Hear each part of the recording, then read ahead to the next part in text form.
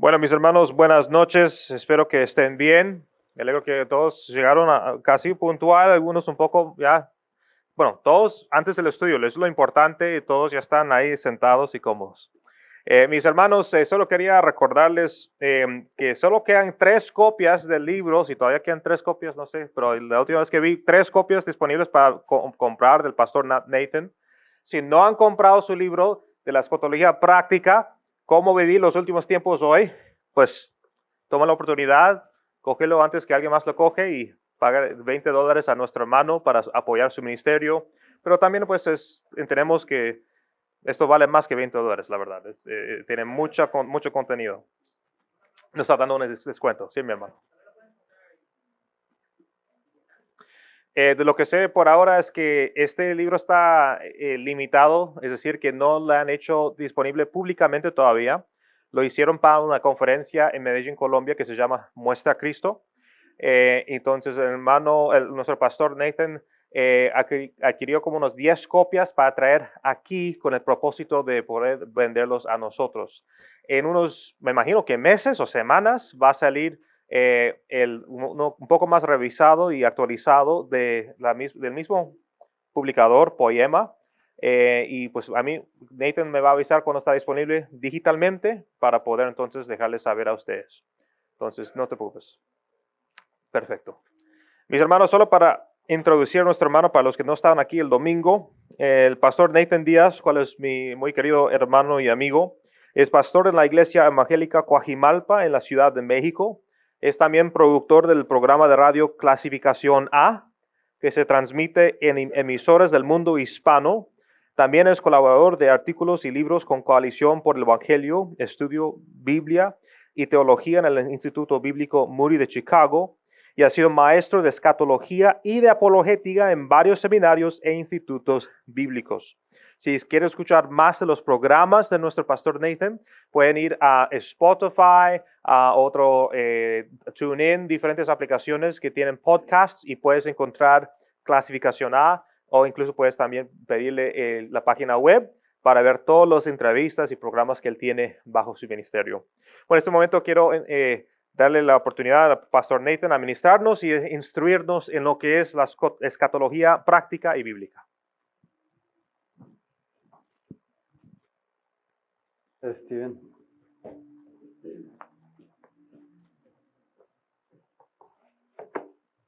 Voy a poner el café aquí. Y pues quiero que este sea un tiempo informal y que podamos también tener un tiempo de preguntas y respuestas. No en todas las situaciones se puede hacer eso, pero ahorita, como no somos tantos, pues va a haber oportunidad de que puedan preguntar y comentar, pero quiero empezar dándoles un panorama general de algunas de las cosas que yo creo que son lo más importante que hay en cuanto a la escatología. Algunas de las aplicaciones más prácticas que hay de la escatología. Entonces el libro, lo que voy a mencionar ahorita, todo está en el libro, entonces quiero como complementar con mi explicación lo que ustedes van a encontrar ahí para los que lo tienen. Y a lo mejor eso les va a ayudar a entenderlo un poco mejor cuando lo lean. Y bueno, esta es una presentación que hice en Colombia la semana pasada en relación al libro, entonces por eso ahí ven que dice todavía Muestra a Cristo 2022. Pero quiero empezar con una pregunta que creo que es la pregunta inicial que tenemos que hacernos. Y esto aplica a todas las iglesias. Cuando voy y conozco gente en diferentes congregaciones, me encuentro con estas objeciones y razones por las cuales la gente no estudia escatología. Entonces, la pregunta es, ¿por qué no estudiamos escatología? Y la primera razón por la que normalmente la gente no quiere estudiar escatología es porque es demasiado difícil. Esa es la primera objeción que te vas a encontrar normalmente. Van a decir, es que esto es muy difícil, es muy complicado, 10 cuernos y ojos por todas partes, y langostas y ranas y las bestias y dragones. Todas estas imágenes hacen que sea muy difícil, especialmente pensando en el libro de Apocalipsis. Pero, ¿alguna vez han leído el libro de Ezequiel? ¿Es fácil Ezequiel? No, no es fácil. Yo hace unos años me propuse a predicar el libro de Ezequiel en nuestra iglesia y la verdad es que subestimé qué tan difícil sería. Entonces, sí hay cosas difíciles. Sí hay cosas difíciles en cuanto a la profecía bíblica, pero ahorita les voy a dar algunas claves que creo que solucionan esta primera objeción. Número 2 es que es demasiado controversial. Y por supuesto, ustedes saben esto, y si han estado en iglesias por alguna cantidad de tiempo ya, saben que este es un tema muy delicado para muchas personas. Entonces hay gente que dice, ¿cuál es tu postura? Y si tu postura es diferente a la de ellos, se enojan y hasta te pueden ver como hereje y como que no eres realmente hermano. Y entonces sí puede generar mucho conflicto con la gente. Y es por eso que, bueno, gracias a Dios, Steven es postmilenialista, pero nos reímos y hacemos bromas sobre eso. Estábamos en la comida hablando sobre eso. Creo que a pesar de que es controversial, hay una manera de abordar la escatología que, aunque sí señalamos las diferencias, no enfatizamos tanto las diferencias como las similitudes que hay entre las posturas. Entonces, hay una manera de tener conversaciones sobre escatología que une a la gente, que une a la iglesia. Y cuando ustedes lean el libro, van a ver que hay muchas críticas en el libro, a lo largo del libro, hacia otras posturas, pero en general, lo que he tratado de hacer es tener un tono conciliador y hablar mucho acerca de los principios que nos unen como cristianos. Entonces, van a encontrar eso en el libro también, y creo que eso es importante para solucionar esa parte sobre si es demasiado controversial estudiar escatología. Mucha gente entonces diría, no, yo me mantengo alejado de eso, no me gusta pelear con la gente, a mí no me gusta discutir, y por eso se mantienen alejados de la escatología. La tercera cosa que a veces la gente dice es, bueno, es que la verdad es que yo me enfoco en lo que es importante. Entonces, estudio los evangelios, estudio la vida de Cristo, se trata acerca de eso realmente. Esas son las doctrinas más importantes que hay en la Biblia. Entonces, para muchas personas, simplemente minimizan su importancia y, aunque es verdad que estamos hablando de doctrina secundaria aquí, que no es tan importante la escatología como lo es la doctrina de la salvación, la soteriología. En eso sí tenemos que estar de acuerdo como cristianos. Aunque se considera como doctrina secundaria, sin embargo, el que no sea lo más importante no significa que no sea importante. Sí es importante. ¿Y cómo sabemos que es importante? Porque está en la Biblia. Y si está en la Biblia, debes de estudiarlo, ¿no? No hay razón para evadir algo que está en la Biblia. Y es una gran parte del contenido que está en la Biblia. Entonces van a encontrar muchos puntos, y el libro comienza un poquito con eso, porque es importante estudiar escatología. y por qué, aunque sea considerado no como una doctrina primaria de la fe cristiana, sí es una doctrina importante de la fe cristiana. Está en la Biblia por una razón. Entonces, eso me lleva a algunas claves para leer Apocalipsis.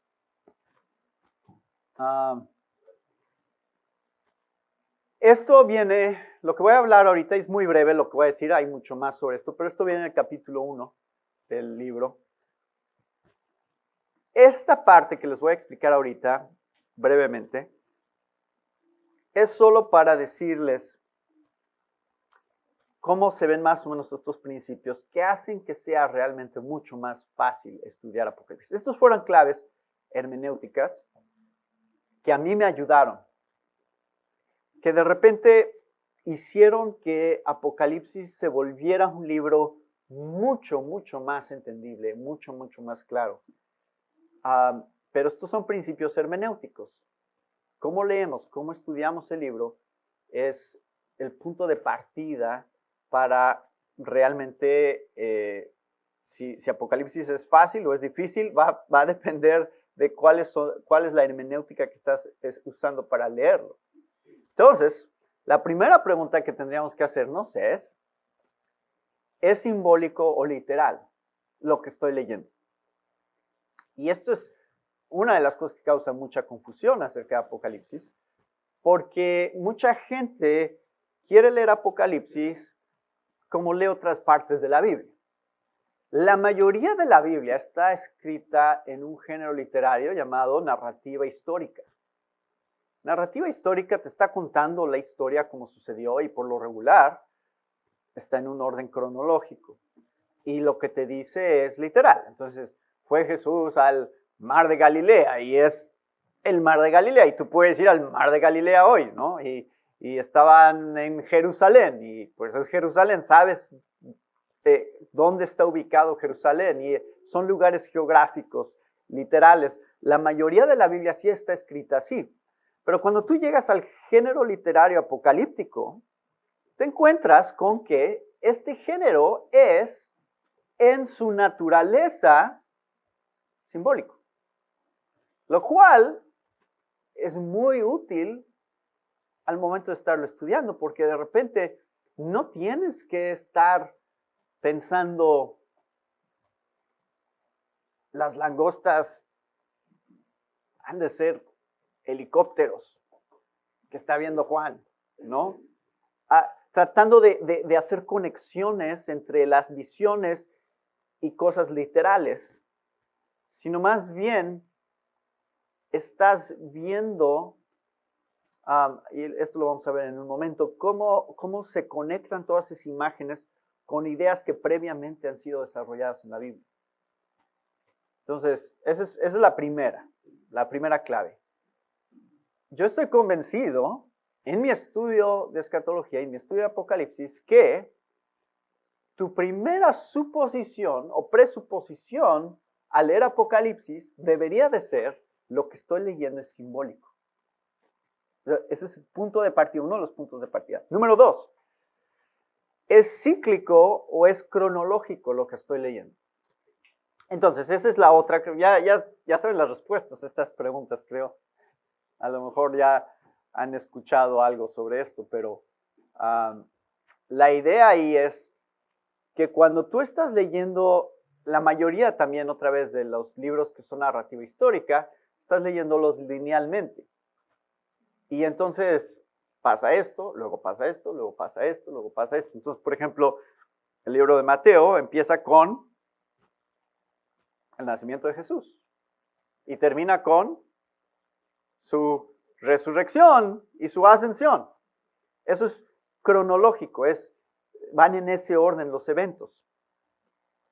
Pero cuando llegas a Apocalipsis, y no es nada más Apocalipsis, esto también sucede en Daniel, esto también sucede en Ezequiel, principalmente, tienes visiones que tienden a ser cíclicas, es decir, están describiendo los mismos eventos una y otra vez, pero desde diferentes ángulos y con diferentes imágenes. Por lo regular son diferentes imágenes. Entonces van a encontrar que, por ejemplo, los imperios de Daniel, que son profetizados desde el capítulo 2, que es Babilonia y el reino medo-persa, los griegos, los romanos, todos esos imperios están siendo representados en las visiones de Daniel. Empiezan con una estatua, pero van teniendo diferentes maneras de mostrarse esos mismos imperios. Y eso es algo que llamamos visiones cíclicas, es decir, se está repitiendo la misma idea una y otra vez y las imágenes están cambiando para darnos diferentes ángulos de la misma verdad. Entonces, si saben algo, por ejemplo, de cinematografía, saben que normalmente una escena es grabada con diferentes cámaras, en diferentes posiciones, diferentes ángulos. Y estás viendo una misma escena siendo desarrollada, pero desde diferentes lugares para que puedas ver diferentes aspectos de una misma realidad. Entonces, eso creo que es lo que está sucediendo en Apocalipsis. Apocalipsis es un libro que está narrándonos todos estos eventos que suceden entre la primera y la segunda venida de Cristo. Es la historia de la iglesia siendo narrada una y otra vez desde diferentes ángulos.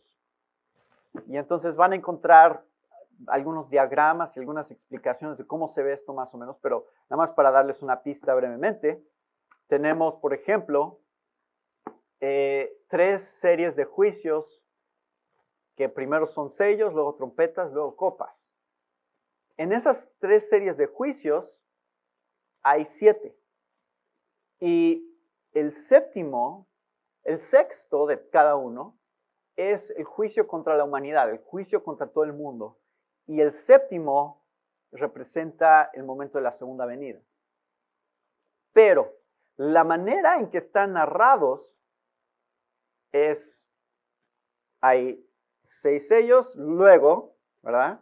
Hay 7 trompetas, luego hay 7 copas. Así es como aparecen en Apocalipsis, pero realmente, si tú ves las descripciones de esos juicios, tú podrías alinear esos juicios en paralelo, de tal manera que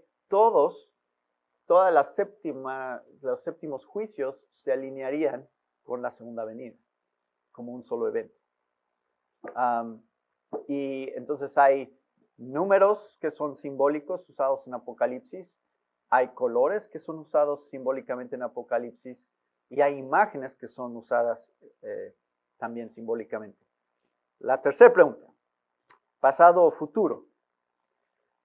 La perspectiva de leer Apocalipsis como un libro que principalmente se ha cumplido en el pasado es una perspectiva que llamamos teológicamente preterismo.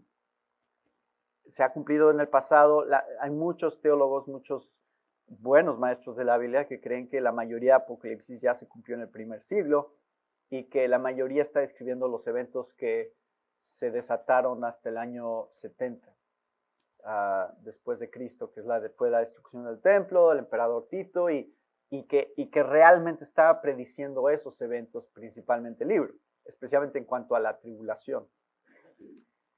Y luego tenemos la otra perspectiva de leer Apocalipsis, que es la que llamamos futurismo. Y esa es con la que yo estoy seguro que la mayoría de ustedes crecieron, que ve Apocalipsis como un libro principalmente futuro, especialmente a partir del capítulo 4. Entonces la idea es, a partir del capítulo 4, algún día va a suceder, pero todavía no ha sucedido. Y especialmente del capítulo 4 al capítulo 19, tendría normalmente la interpretación dispensacional sería que son 7 años que transcurren en ese periodo de tiempo, del capítulo 4 al 19. La perspectiva que yo estoy tratando de mostrar y defender en el libro es que, de hecho, Apocalipsis es tanto un libro pasado como también un libro futuro. Ambos. Que lo que nos está mostrando es toda la historia de la iglesia, para todas las generaciones, de todos los cristianos, de todos los tiempos. Porque fue escrita a ¿cuántas iglesias? Lo vimos el domingo. 7 iglesias. el libro tiene que ser relevante para su audiencia original, ¿no? Pero también debe ser relevante para los cristianos del segundo, tercer, cuarto, quinto, sexto, séptimo siglo. Y ahora, en el siglo en que nosotros estamos viviendo, tiene que ser relevante. Y también para la última generación de cristianos debe de ser relevante. Entonces el mensaje realmente está comunicando verdades que toda la iglesia de todos los tiempos ha experimentado. No es nada más algo que se está escribiendo algo futuro, sino también es algo presente y es algo pasado. Entonces, eso hace que se vuelva mucho más fácil leer Apocalipsis, ¿verdad? Porque si tú piensas, esto no nada más está describiendo a quién sabe quién, que se va a aplicar a su vida a quién sabe cuándo, sino que me está describiendo a mí, cristiano, que estoy viviendo hoy. Esto está describiendo verdades de las cuales yo soy parte hoy. Eso por supuesto, es muy importante en nuestro estudio de la palabra de Dios, porque es lo que la hace relevante, ¿no? Esta es la realidad que describe la naturaleza de la iglesia. Entonces, ya tengo mi fondo musical. Esto es lo que llamamos la postura idealista. Entonces, la postura que defiendo en el libro se llama idealismo.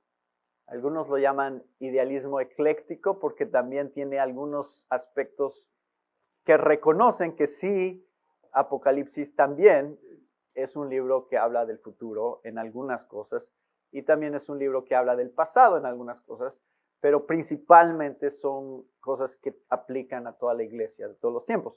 La otra cosa que tenemos que preguntarnos en nuestro estudio de Apocalipsis es, ¿cómo armoniza Apocalipsis con el Antiguo Testamento?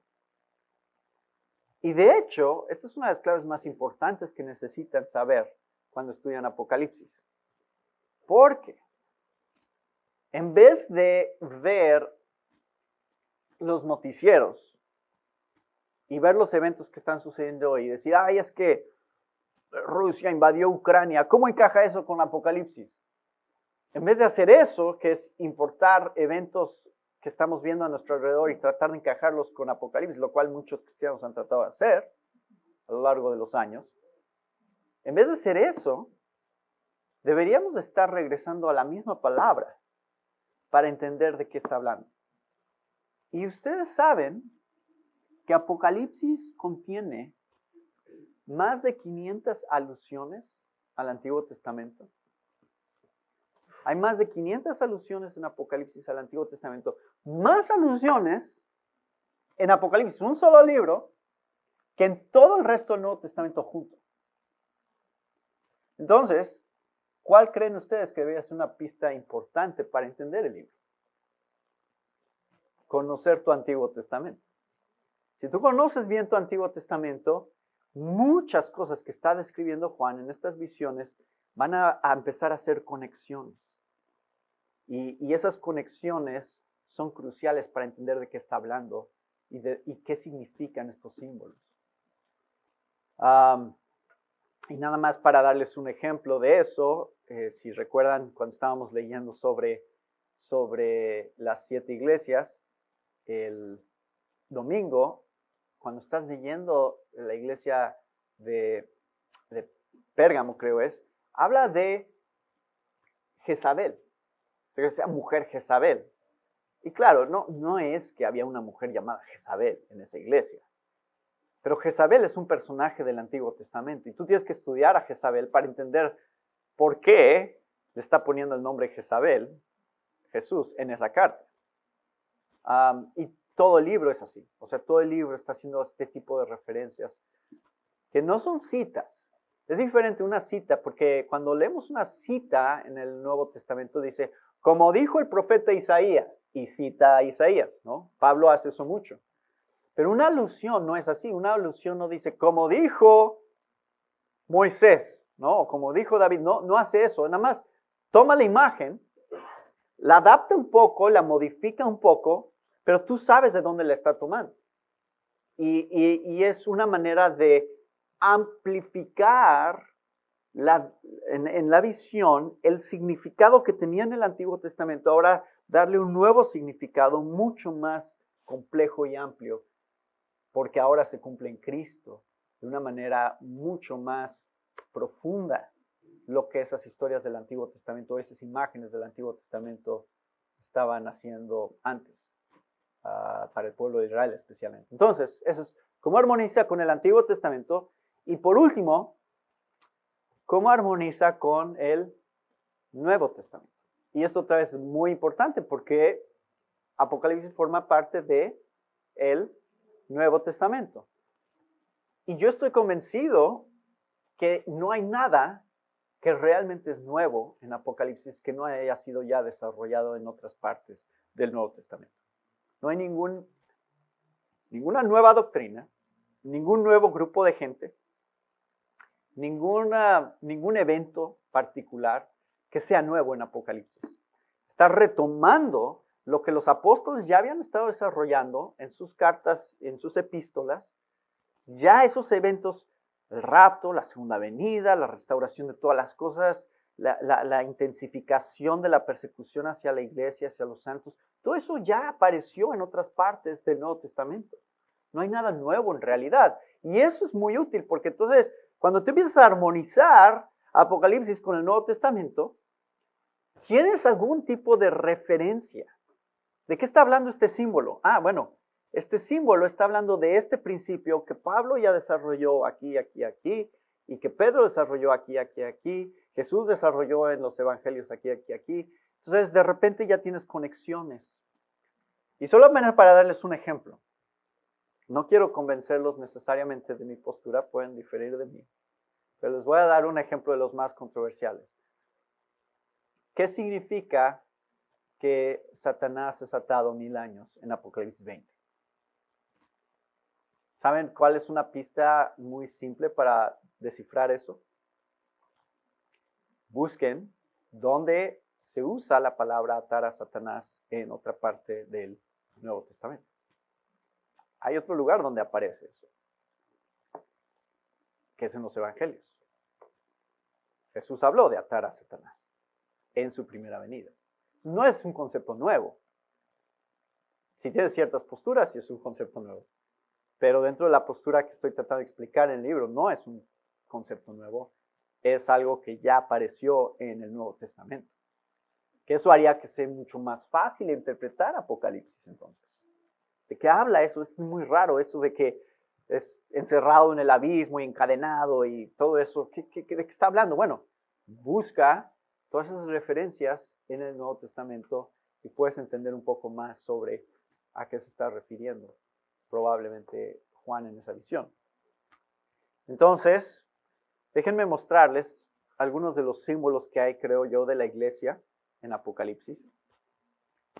Y esto es un recorrido muy breve de cuáles son algunos de estos símbolos. Esto es el capítulo 4 del libro.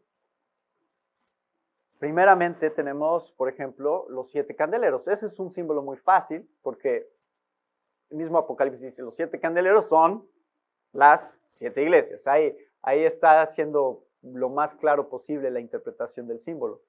Entonces tenemos 7 candeleros que representan a las 7 iglesias, capítulos 1 al 3. Tenemos a los 24 ancianos, que creo yo también representan a la iglesia o son representantes de la iglesia. Y doy las razones también ahí en el libro, en capítulos 4 y 5, están delante del trono.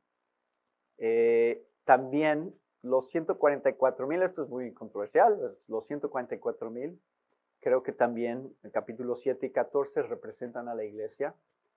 En el capítulo 7 representan a la iglesia en la tierra y en el capítulo 14 representan a la iglesia en el cielo. Y bueno, no nos vamos a meter en eso ahorita, pero hay muchas razones que ustedes pueden ver de por qué está hablando de la iglesia cuando habla de este grupo de personas. En el capítulo 11 tenemos el templo. El templo también representa a la iglesia y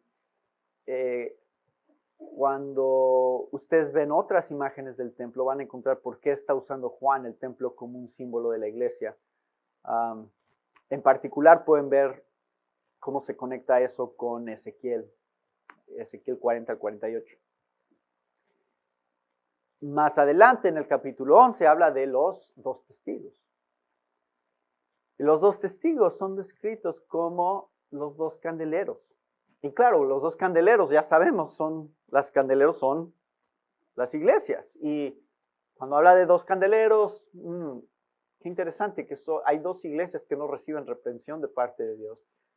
Pero además, no nada más eso, no nada más dice son dos candeleros, son los dos candeleros, los dos testigos, sino que también dice son los dos olivos. Dice dos olivos, y ahí es donde entra este tema del Antiguo Testamento. Dos olivos, ¿cuáles dos olivos? Zacarías 4. Tienes a Josué y Zorobabel siendo escrito como los olivos. Y esta visión del candelero, de donde fluye el oro y ilumina el candelero, y es cuando Dios les dice, no es con espada ni con ejército, sino con mi espíritu, dice el Señor, que yo voy a hacer mi obra. Y es la reconstrucción justamente de Jerusalén. ¿Y quiénes eran Josué y Zorobabel? El rey y el sacerdote. Entonces, ¿no es interesante que estas son imágenes de la iglesia? Capítulo 1 dice que nosotros somos reyes y sacerdotes. Entonces, todas esas imágenes se están juntando, ¿lo ven? Hay conexiones que se empiezan a hacer, que solamente tienes que profundizar un poquito más y surgen. Y el mismo libro nos da las pistas, creo yo. Capítulo 12, la mujer en el desierto. La mujer en el desierto, y esto no es tan controversial, la mayoría está de acuerdo con esto, simboliza también a la iglesia. La mujer originalmente es el pueblo de Israel que da a luz al Mesías, luego el Mesías es tomado, arrebatado al cielo, luego la mujer es llevada al desierto donde es protegida por Dios, pero hay esta guerra contra el dragón y el dragón sabe que ella es su enemigo y quiere atacarla, quiere causarle problemas, pero es también protegida por Dios. Pueden leer esto en Apocalipsis 12, otra vez una imagen de la iglesia. Pero hoy me voy a enfocar en la imagen que aparece en el capítulo 19, que es una imagen que ustedes probablemente ya conocen, que es Apocalipsis 19. Apocalipsis 19, ¿cuál es el símbolo que Juan usa en el capítulo 19 para describir a la iglesia? La esposa. Entonces, muy interesante porque Apocalipsis es un libro de contrastes también. Entonces, los contrastes radican entre los enemigos de Dios, los que viven para este mundo y los hijos de Dios. Eso es uno de los contrastes más importantes que van a encontrar.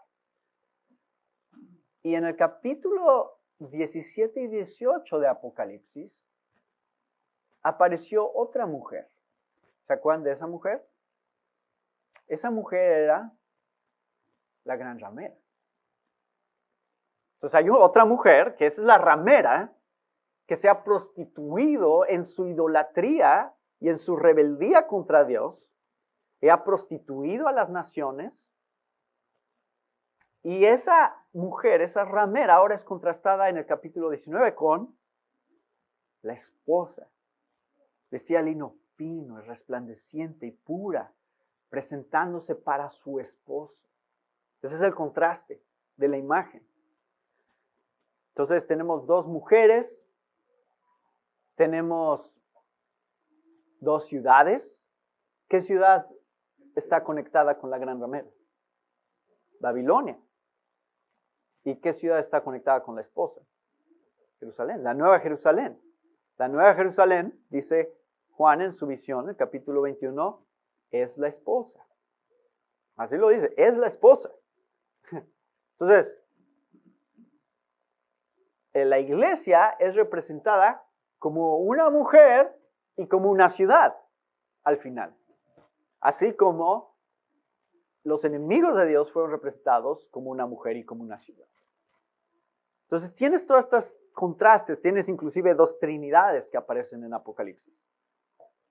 La Trinidad está muy claramente mostrada en Apocalipsis como el Padre, el Hijo y el Espíritu Santo. Una y otra vez son descritos los tres a lo largo del libro. Pero también tienes una Trinidad satánica en Apocalipsis, que es el dragón, la bestia y el falso profeta. Y esa es una contraparte a la Trinidad divina. Y entonces tienes todas estas imágenes que están diseñadas para mostrarnos realidades, no del futuro solamente, sino de lo que estamos viviendo tú y yo hoy, como cristianos, hoy. Es la realidad que nosotros enfrentamos como iglesia hoy en nuestras vidas. Y en el capítulo 19,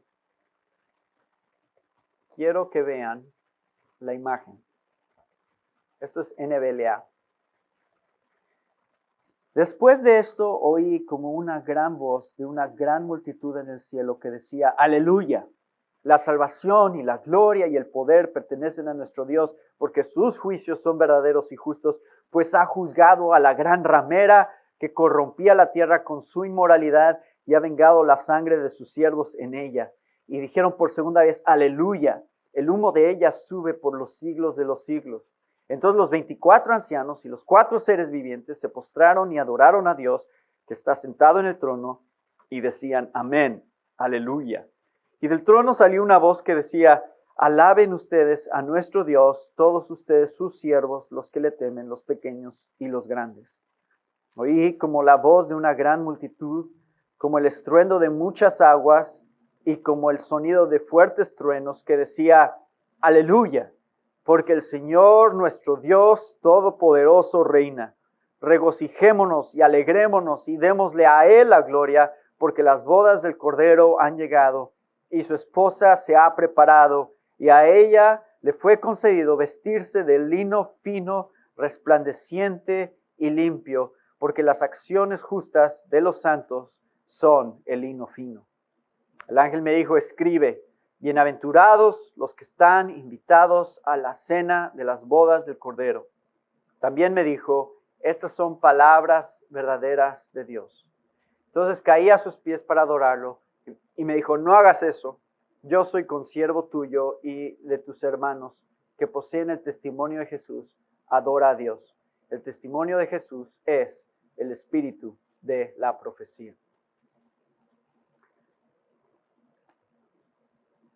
Esta es una de mis partes favoritas de Apocalipsis y ustedes la conocen.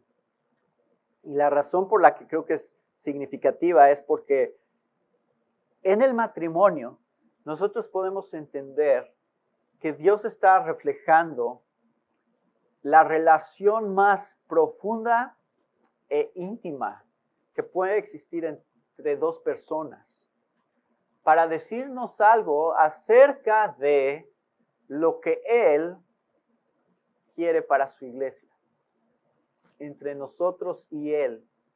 Nosotros como su esposa, Él como el esposo. Y tenemos una progresión de teología bíblica en cuanto al matrimonio que nos muestra que empezamos la Biblia, y la Biblia empieza con un matrimonio, y la Biblia termina con un matrimonio. La Biblia comienza con el matrimonio del primer Adán y termina con el matrimonio del segundo Adán. Eso es lo que está siendo descrito aquí, es esta realidad de cómo se va a desarrollar la historia y cómo va a culminar la historia con una imagen de una boda y es un símbolo muy, muy poderoso para nosotros hoy. Vean lo que dice Tim Keller, en un libro que se llama Encuentros con Jesús. También de poema, publicación. Estoy haciendo mis comerciales aquí. Él dice en ese libro, en el Antiguo Testamento, Dios nos muestra que Él no quiere relacionarse con nosotros solo como un rey se relaciona con sus súbditos, sino como un novio se relaciona con su novia. Él quiere una relación de amor con nosotros tan profunda como la relación entre un esposo y una esposa. A menudo, en las escrituras hebreas, Dios se presenta a sí mismo como el novio de su pueblo.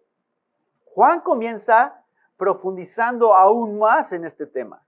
En Apocalipsis, al final del Nuevo Testamento, Juan representa el final de todas las cosas de la siguiente manera.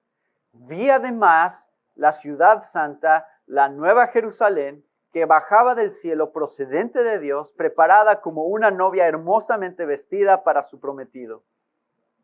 Y en otra parte dice, el ángel me dijo, escribe, dichosos los que han sido convidados a la cena de las bodas del Cordero. Apocalipsis 19:9. En otras palabras, al final de los tiempos se llevará a cabo el banquete final. No será un simple banquete genérico, sino un festín de bodas. Será la celebración final de la unión íntima y permanente entre Jesús y su iglesia. Y así es como la historia termina. Esto es lo que Jesús vino a lograr. Nosotros, la novia, el pueblo que Jesús ha amado, finalmente estaremos unidos con Él. El amor más eufórico de una pareja casada en la tierra es solo un débil indicio y un eco de esa futura realidad cósmica. ¿No les encanta esa descripción? Esto es hacia donde está apuntando todo. Esta es la culminación del plan que Dios tiene para nosotros como su iglesia. Entonces vamos a analizar cómo se ven estos paralelos, no nada más en Apocalipsis, sino en todo el Nuevo Testamento. Y en particular aquí estoy señalando los pasajes que hay, por ejemplo, en un solo libro, que es Efesios. Efesios contiene todas estas imágenes. Y eso nada más para darles una muestra de cómo se conecta Apocalipsis a otros libros del Nuevo Testamento. Número 1. ¿Qué es lo que sucede para empezar una relación entre un hombre y una mujer? ¿Cuántos de los que están aquí están casados? Bueno, la mayoría, ¿verdad? Ya están casados. Y hay unos que quieren casarse, ¿verdad? Entonces, ¿cómo empieza una relación entre un hombre y una mujer? ¿Quién conquista a quién?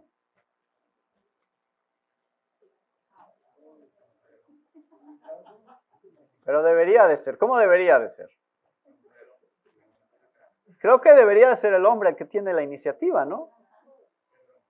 Debería del hombre... Ya están saliendo aquí cosas que... Bueno.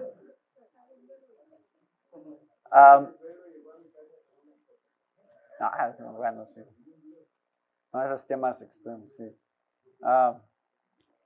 Un hombre ve a una mujer y dice, ella me gusta, he visto su carácter, he visto su entrega al Señor, puedo verme con ella el resto de mi vida. Y entonces, ¿qué hace? La invita a salir. Dice, oye, ¿quieres salir? ¿Quieres platicar? Y se esfuerza en enamorarla. Esa es una de las primeras imágenes que encontremos que tiene un paralelo con la manera en que nosotros hemos sido tratados por Cristo. Porque ¿quién tuvo la iniciativa en nuestra relación con Él? Él tuvo la iniciativa. 1 Juan 4:19. Nosotros amamos a Dios porque Él nos amó primero. Y esta es la idea que es desarrollada en todo el Nuevo Testamento, es la iniciativa de Dios en la salvación. La iniciativa de Dios en esta relación que existe con Él. Y Pablo se ve a sí mismo como Cupido en esta relación, ¿no? Él así se ve, así como, bueno, ahí están ustedes, aquí está Cristo. Mi trabajo, dice Pablo, es pues hacerlos enamorarse más de Él, ¿no? Es lo que describe en 2 Corintios 11:2. Porque celoso estoy de ustedes, con celo de Dios, pues los desposé a un esposo para presentarlos como virgen pura a Cristo. Así es como Pablo lo describe. Y él entiende esta relación que existe en donde Jesús ha tomado la iniciativa y ahora nosotros estamos respondiendo ante esa iniciativa. ¿Cuál fue la iniciativa? Bueno, si ustedes entienden algo acerca de las bodas judías, ha cambiado mucho esto. Ya en Occidente nuestra cultura es muy diferente. Primeramente, los papás muchas veces escogían con quién te casabas, ¿no? No es mala idea, en realidad. Yo diría que no es mala idea porque viendo cómo terminan los matrimonios hoy en día, no creo que alguien pudiera defender, yo sé escoger mejor, ¿no? Mis papás. Ellos han vivido más cosas, son maduros. Bueno, si son creyentes, ¿no? Podrían escoger a alguien que sería bueno para nosotros. Pero bueno, eso es otro tema. El punto es que cuando eran estas bodas judías, escogían los papás, pero venía un compromiso de parte del esposo hacia la familia de la esposa, y era lo que llamamos la dote. Él tenía que pagar un precio por ella. Yo sé que a las feministas no les gusta hablar así, pero de hecho es algo bueno, o sea, es algo que muestra su valor, es algo que muestra que no era algo tan simple nada más como, hay que casarnos, vamos a Las Vegas y nos casamos y ya. No, había un proceso que requería esfuerzo, que requería tomarlo en serio y que requería ahorrar y requería que el hombre mostrara su compromiso en esta relación. Y claro, en la palabra de Dios encontramos esa imagen claramente mostrada. William Hendrickson, en su comentario de Apocalipsis, dice, en Cristo, la esposa fue escogida desde la eternidad. Durante toda la dispensación del Antiguo Testamento, las bodas fueron anunciadas. Luego, el Hijo de Dios asumió nuestra carne y sangre. Los esponsales tomaron lugar. El precio, la dote, fue pagada en el Calvario. Y ahora, después de un intervalo, que a los ojos de Dios es solamente un breve tiempo, vuelve el esposo y han llegado las bodas del Cordero. La iglesia en la tierra y asimismo la iglesia en el cielo anhelan este momento. Entonces estaremos todos con Él por siempre jamás. Será un santo, bendito y eterno compañerismo, la plena realización de todas las promesas del Evangelio. Es la imagen que nos presenta la palabra. Está esta parte del cortejo. ¿Qué es necesario para que seas mío? Lo que sea necesario, lo haré. Lo que yo tenga que pagar, lo voy a pagar. ¿Se acuerdan de la imagen de Oseas? En el libro de Oseas tienes a Dios diciéndole a Oseas, cásate con una mujer, se llama Gomer. ¿Qué clase de mujer es Gomer? Es una prostituta. Ve y cásate con ella y ella te va a ser infiel. Te va a ser infiel y lo que tú tienes que hacer es ir por ella, porque va a llegar el punto en el que ella va a estar siendo vendida en un mercado como propiedad. Tú ve y paga el precio. Y eso es lo que leemos en Oseas 3:2. La compré, pues, para mí por 15 siclos de plata y 1 homer y medio de cebada. Y le dije, te quedarás conmigo por muchos días, no te prostituirás, ni serás de otro hombre, y yo también seré para ti. En el libro de Ruth, ¿recuerdan Ruth? Ruth era una mujer que no tenía esperanza, que no tenía esposo, que no tenía herencia. ¿Y qué hizo Boaz por ella? La redimió. Le dijo, serás mía. Y si tu pariente más cercano, él no paga el precio, yo lo pagaré. Entonces Ruth 3:13, quédate esta noche y cuando venga la mañana, si él quiere redimirte, bien, que te redima. Pero si no quiere redimirte, entonces yo te redimiré, vive el Señor. Acuéstate hasta la mañana. Estas son las imágenes que surgen una y otra vez en la palabra de Dios, acerca de Dios teniendo la iniciativa, haciendo todo lo que sea necesario para que nosotros podamos ser suyos. Hay una historia, todo esto está en el libro, todo lo que estoy diciendo. Hay una historia que leí acerca de un niño que hizo un barquito de madera. Se esforzó mucho en tallar el barquito y entonces lo termina por fin y lo lleva a un lago y lo pone en el lago y empieza a navegar el barquito en el lago. Pero de repente llegó un fuerte viento, se lleva el barquito y lo pierde. Y entonces el niño está triste y está preocupado porque perdió su barquito. Y un día está caminando por su pueblo y pasa por una casa de empeño. Y ve el barquito en la casa de empeño. Y claro, pues cuando entró a pedir su barquito de vuelta, pues el de la casa de empeño le dijo, pues yo no sé qué es tuyo. Tienes que comprarlo. Entonces va el niño, ahorra su dinero y regresa a la casa de empeño para comprar el barquito. Y cuando compró el barquito, le dijo al barquito, ahora eres doblemente mío, porque yo te hice y yo te compré. Eso es lo mismo que nos dice Dios a nosotros. Somos doblemente suyos, porque nos hizo y también nos ha comprado, ha pagado el precio para que podamos ser suyos. Entonces, cuando leemos Apocalipsis 5, vayan ahí si quieren, lo leemos brevemente.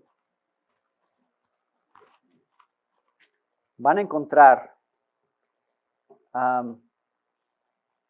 en el versículo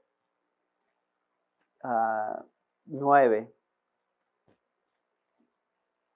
cómo es que el precio fue pagado. Dice, y cantaban un cántico nuevo diciendo, digno eres de tomar el libro y de abrir sus sellos, porque tú fuiste inmolado y con tu sangre compraste para Dios a gente de toda tribu, lengua, pueblo y nación. Y los has hecho un reino y sacerdotes para nuestro Dios, y reinarán sobre la tierra. Esa es una de muchas descripciones que aparece a lo largo de Apocalipsis, que nos dice específicamente cómo es que Dios nos compró, cómo hizo posible esta boda que aparece en el capítulo 19. ¿Qué hace que esa boda sea posible? El precio fue pagado. La esposa fue redimida no porque era hermosa. La esposa es hermosa porque fue redimida. Y esto es lo que tenemos en Efesios 5:25. Maridos, amen a sus mujeres, así como Cristo amó a la iglesia y se dio él mismo por ella, para santificarla, habiéndola purificado por el lavamiento del agua con la palabra, a fin de presentársela a sí mismo una iglesia en toda su gloria, sin que tenga mancha, ni arruga, ni cosa semejante, sino que fuera santa e inmaculada.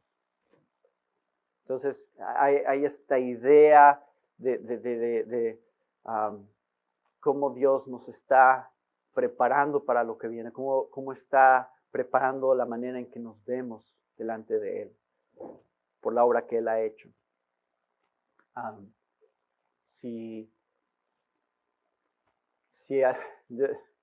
voy a hacer preguntas sobre esto, pero cuando la novia tiene tarjetas de crédito y se endeuda, ¿qué es lo que pasa una vez que se casan? ¿De quién son las deudas? Del esposo. Ahora él más vale que pague esas deudas. Se unen las cuentas bancarias, se une la manera en la cual lo que es de ella ahora es de él. Pero en particular las deudas que ella tiene, él las tiene que asumir cuando es suya. La otra fase que encontramos, y este es el punto que tienen ahí, es El anillo de compromiso. Una vez que un hombre se fija en una mujer y dice, quiero casarme contigo, ¿qué es lo siguiente que tiene que hacer? Decir, a ver, va en serio, ¿no? Tiene que garantizar de alguna manera que sí va a haber una boda. ¿Y cómo lo hace? Dándole un anillo de compromiso. A mí, cuando yo me comprometí con mi esposa, era estudiante de universidad, estaba muy pobre yo, entonces tuve que comprar un anillo que no costara mucho dinero, pero el punto era darle un anillo y darle una garantía de que sí yo quería casarme con ella y que iba en serio el compromiso que quería hacer con ella. Y es lo mismo que Dios ha hecho con nosotros. ¿Cuál es el anillo de compromiso? El Espíritu Santo. El Nuevo Testamento, una y otra vez, el Espíritu Santo es dado como garantía, como depósito. Si ustedes van a comprar una casa, pagan un depósito. ¿Y eso qué hace? Garantiza. Garantiza esa transacción, garantiza que será suya la casa o que van a hacer los pagos necesarios. Efesios 1:13 dice, en él también ustedes, después de escuchar el mensaje de la verdad, el evangelio de su salvación y habiendo creído, fueron sellados en él con el Espíritu Santo de la promesa que nos es dado como garantía de nuestra herencia, con miras a la redención de la posesión adquirida de Dios para alabanza de su gloria. Y una vez que estamos comprometidos, ya la novia tiene el anillo, ponen la fecha, ¿y qué es lo primero que piensa la novia? ¿Qué es lo primero que va a hacer una vez que ya tenga su anillo? El vestido, ¿no? Eso es lo primero que va a pensar, es de cómo me voy a ver ese día. El novio no tanto, ¿verdad? El novio puede esperar hasta la semana antes para decir, a ver, ¿qué voy a rentar? Eso es la verdad. Pero para una novia el vestido es tan importante. Y es interesante porque eso es lo mismo que nos está mostrando Apocalipsis 19. ¿Vieron el texto? Dice, versículo 7, porque las bodas del Cordero han llegado y su esposa se ha preparado.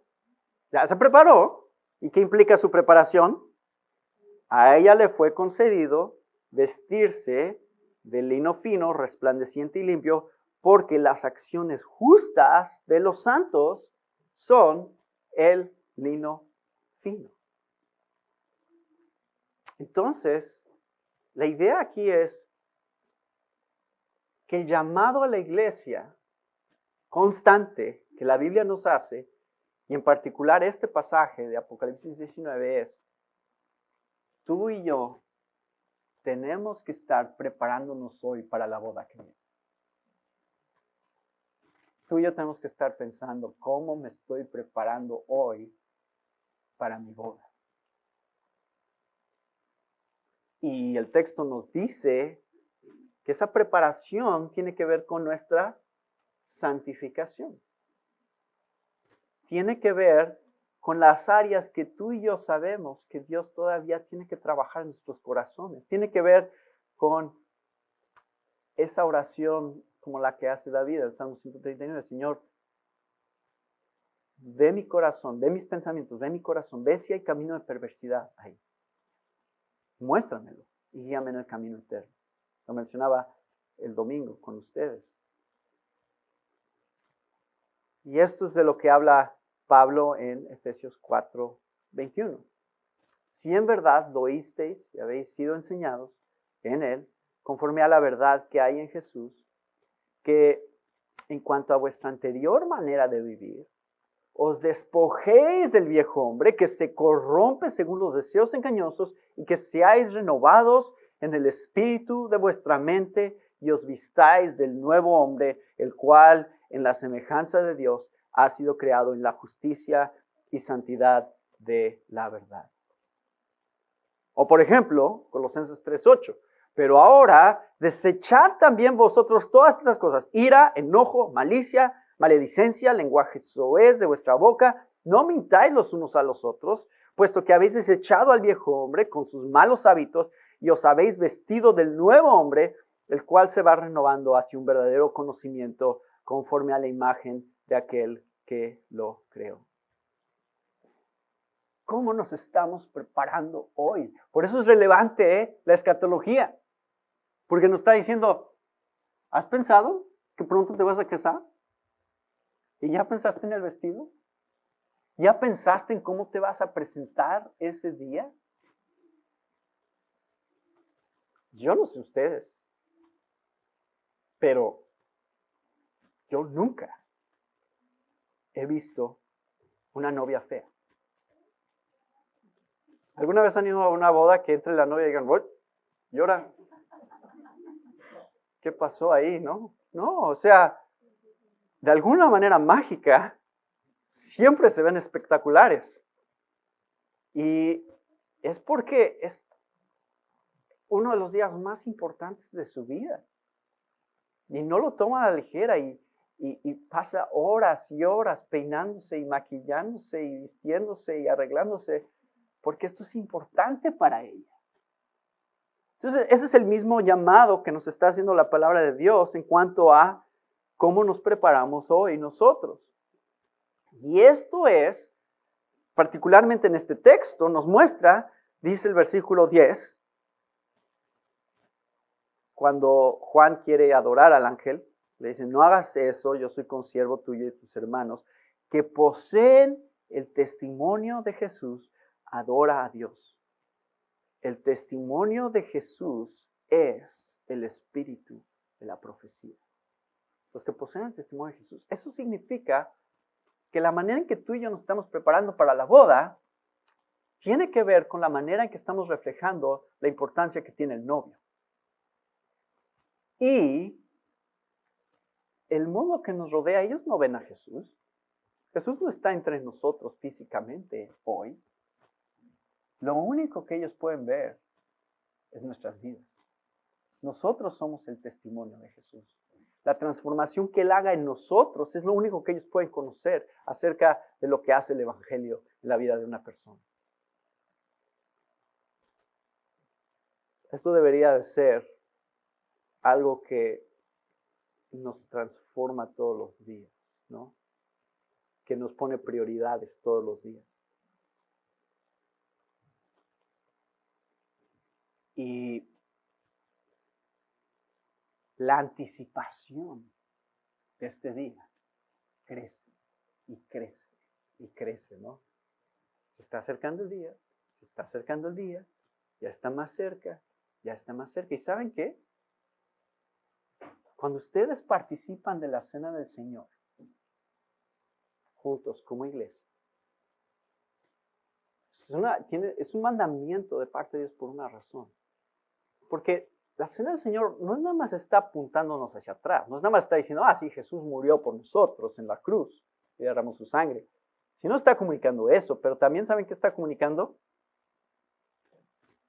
hacia adelante, porque Jesús dijo, tomen esta copa y este pan hasta que yo venga. Lo cual significa que entonces la cena del Señor tiene en gran parte también el propósito de recordarnos que la venida de Cristo se acerca. Y cada vez que participen de la cena del Señor tienen que decir, una cena del Señor menos. Se acerca el momento. Eso es parte de la anticipación que tiene que crecer dentro de nosotros. Como dice 1 Pedro 1:8, a quien sin haberle visto le amáis, y a quien ahora no veis, pero creéis en él, y os regocijáis grandemente con gozo inefable y lleno de gloria. Entonces está esta invitación a las bodas. La invitación es a la esposa, los invitados son la esposa en el texto. Y está diseñado para crear anticipación en nuestros corazones. Esta es otra historia que me encanta también.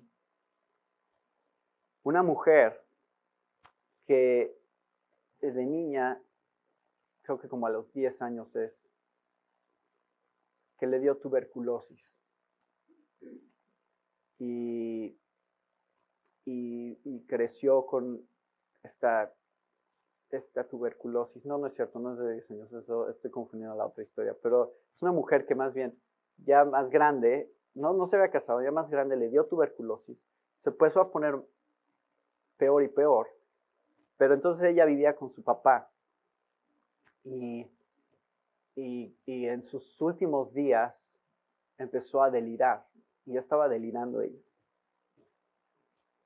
Y su papá le está cuidando y le duele mucho verla en esa situación. Y la escucha decir, ya me voy a casar, ya me voy a casar, ya me voy a casar. Y entonces él le dice, pues es que sigues soltera, estás delirando, ¿no? No te has casado, hija. Y ella dijo, no, papá, pronto estaré con mi verdadero esposo. Y ese era el anhelo de su corazón. Eso era la razón de su existencia. No era para casarse con una persona, sino para conocer a su Salvador. Entonces, realmente, hermanos, o sea, ¿qué es lo que más deseamos? ¿Las cosas de este mundo? ¿O lo que vendrá? ¿Cuál es el verdadero anhelo de nuestro corazón? Y esto también lo digo para los que son solteros, que a veces pueden estar idealizando, idolatrando el matrimonio. Y yo, sí quiero que regrese Jesús, pero espérate tantito, primero déjame casarme, ¿no? Y luego ya regresa. Por muy increíble que es el matrimonio, y es una gran bendición de parte de Dios, no hay nada en nuestras vidas que debería de estar por encima de nuestro deseo de estar con nuestro Salvador de una manera perfecta y eterna.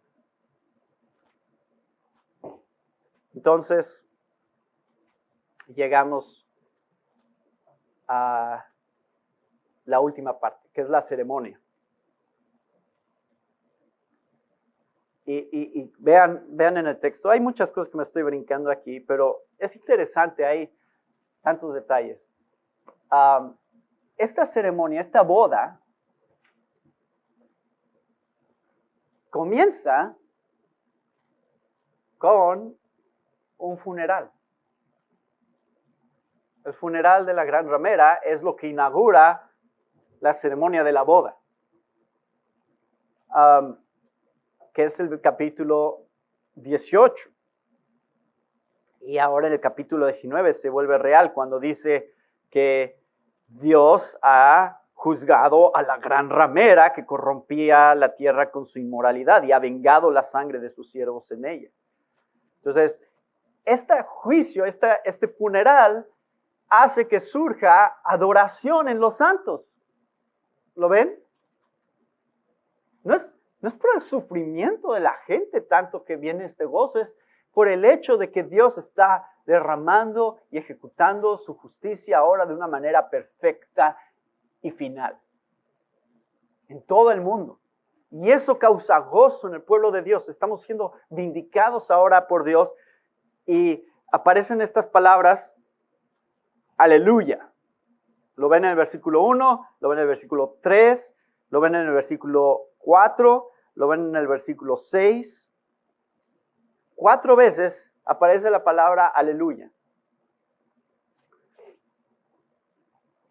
24 veces la palabra aleluya aparece en los Salmos. Y solo 4 veces aparece en el Nuevo Testamento.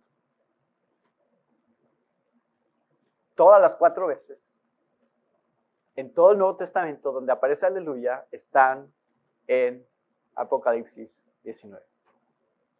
Versículos 1 al 6. Este es el momento más espectacular de toda la historia que está siendo explicado por Juan. El momento que va a traer la mayor gloria a Dios de parte de todo su pueblo se desata y encuentra su clímax en la ceremonia de la boda del Cordero. A la adoración por la salvación, por el honor, por la gloria y el poder de Dios.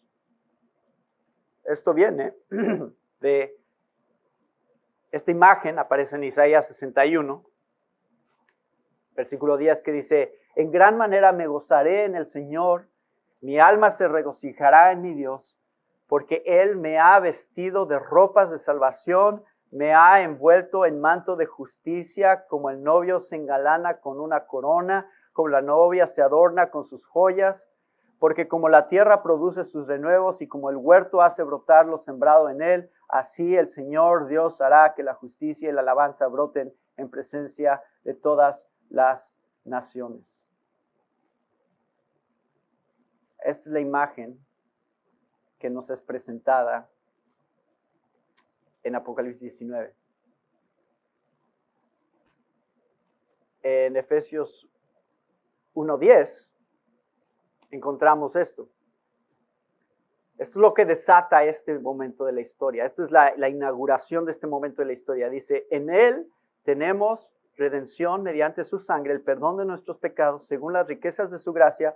Nos dio a conocer el misterio de su voluntad, según la buena intención que se propuso en Cristo, con miras a una buena administración en el cumplimiento de los tiempos, esta era, es decir, de reunir todas las cosas en Cristo, tanto las que están en los cielos como las que están en la tierra. Ese poder obró en Cristo cuando lo resucitó de entre los muertos y lo sentó a su diestra en los lugares celestiales, muy por encima, y esto es ahora en los versículos 9 y 10, muy por encima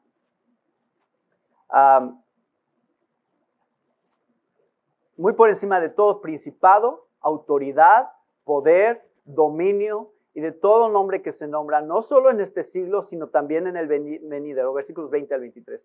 Y todo lo sometió bajo sus pies, y a él lo dio por cabeza sobre todas las cosas a la iglesia, la cual es su cuerpo, la plenitud de aquel que lo llena todo en todo. Entonces aquí tenemos, esta es la culminación de esta era, de la historia de esta era, en donde ahora contemplaremos una nueva realidad que tú y yo ni siquiera nos imaginamos. 1 Corintios 2:9 dice: cosas que ojo no vio, ni oído oyó, ni han entrado al corazón del hombre, son las cosas que Dios ha preparado para los que le aman. Ustedes no tienen ni idea de lo que viene. No se han imaginado. Todos los placeres, todos los deleites más increíbles de esta vida no se comparan ni siquiera con los placeres que vendrán. Hay una historia de William Montague, que esta es la historia que estaba hace un momento confundiendo. Él, cuando era niño, a los 10 años, se quedó ciego. Ya no veía. Y creció ciego desde los 10 años, fue a la universidad, y cuando estaba en la universidad, se enamoró de la hija de un admiral británico. Y se conocieron, y aunque estaba el ciego, se enamoraron, decidieron casarse, y durante el periodo de tiempo de noviazgo, el papá de la novia supo acerca de un nuevo tratamiento que había para poder recuperar la vista. Y era experimental, no sabían si iba a funcionar, pero al final él lo convenció de que debería de tratar de recibir este tratamiento. Entonces decidieron que se iba a hacer esta operación solo unos días antes de la boda, y que el momento en que se quitara la venda para ver si de veras sí había recuperado la vista sería el día de su boda. Entonces ahí está él con la venda sobre sus ojos y suena la marcha nupcial y entra la novia y se empieza a quitar la venda y abre sus ojos y ahora puede ver. ¿Y saben qué le dijo? Le dijo: eres más hermosa de lo que imaginé. Bueno, eso es exactamente cómo va a ser nuestra experiencia cuando veamos a Cristo. No hay nada que usted pueda imaginar ahorita que pueda darles una idea de cómo será estar en la presencia de la gloria de Dios para siempre. Y esto es lo que Apocalipsis 19 están tratando de anticipar en nuestros corazones. Este es el anhelo que quiere crear Dios a través de estas visiones en nosotros. Y por eso es práctico. Por eso no es solamente, sí, algún día van a pasar estas cosas, algún día algo va a suceder. No, lo que está siendo descrito está diseñado para transformar tu vida hoy, en cómo vives hoy. Y quiero terminar con la letra de una canción que a mí me encanta, es una de mis favoritas de todos los tiempos, está en inglés y por cierto, es un grupo canadiense que ya no existe, pero es una canción increíble. Y esa es la letra. Dice, esta es la historia del Hijo de Dios colgando en una cruz por mí. Pero termina con una novia y un novio y una boda junto a un mar de cristal. Oh muerte, ¿dónde está tu aguijón? Porque estaré ahí cantando, Santo, Santo, Santo es el Señor. Esta es la historia de una novia vestida de blanco esperando el día de su boda.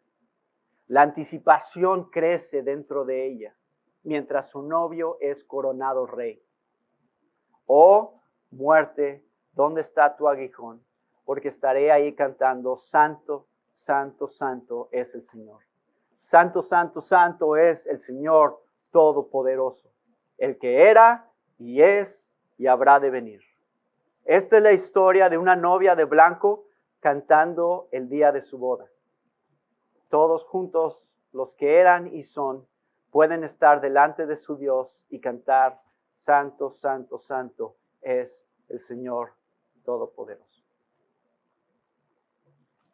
Gracias, Padre, por este tiempo juntos y gracias por la oportunidad de meditar en tu palabra, en estas verdades tan profundas, tan espectaculares, que llenan de esperanza nuestros corazones y que nos hacen anhelar, Señor, que regreses pronto.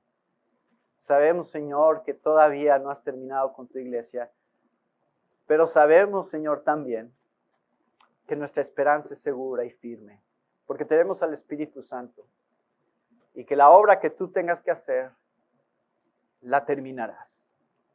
Así que aquí estamos, Señor, sé glorificado en nuestras vidas y en esta iglesia, en los días que todavía tenemos en esta tierra, para mostrar y ser testimonio tuyo a todos los que nos rodean.